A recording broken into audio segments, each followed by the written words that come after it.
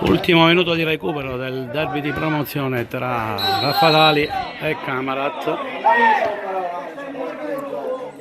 Camarat in vantaggio per 2-0 grazie ai gol di Gioff e Panepinto. Camarat che si è ben difeso nel secondo tempo, ha rischiato solo una volta in occasione di una traversa colpita da Gonzales.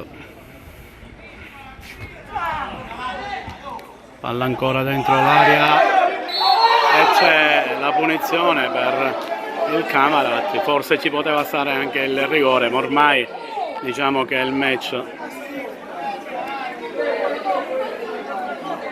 volge al termine. Inquadriamo l'arbitro che è il signor Lentini della sezione di Marsala.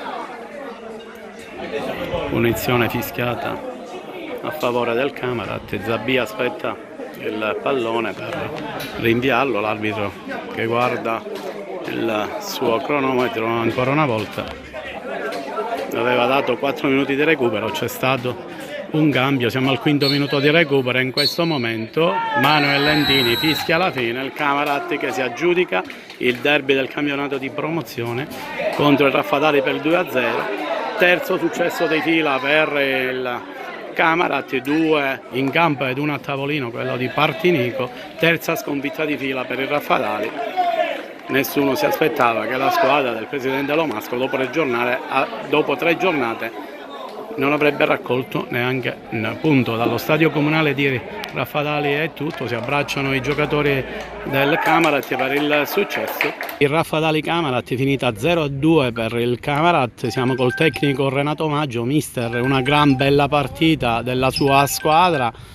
E sono 9 punti perché 2 in campo e 1 a tavolino, anche se avevate fatto un bel pareggio a Partinico.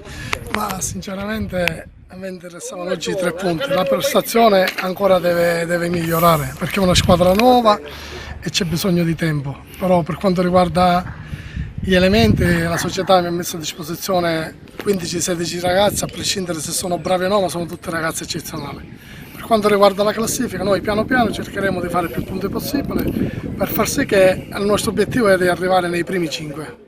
Una squadra diligente, ho visto, è passata in vantaggio, poi ha colpito nella ripresa grazie a un gran gol di Panepinto, poi si è difesa con ordine, ha rischiato solo una volta, ma anche in contropiede poteva fare male. Una squadra che gioca a calcio. Ma giochiamo a calcio e siamo abbastanza furbi perché abbiamo elementi eccezionali. Lì davanti c'è gente come Ebrima, Panepinto, Cannizzaro, Di Chiara, tutta gente brava fuori casa a sfruttare le occasioni. Dietro non dimentichiamo che abbiamo un signor Volpini che veramente sta mettendo in ordine una difesa di cui a destra e a sinistra ha 2 ragazzini, uno del 2003 e uno che proviene dalla prima categoria, che veramente stanno giocando bene. A centrocampo non posso nascondere le qualità di ADR, Muratore.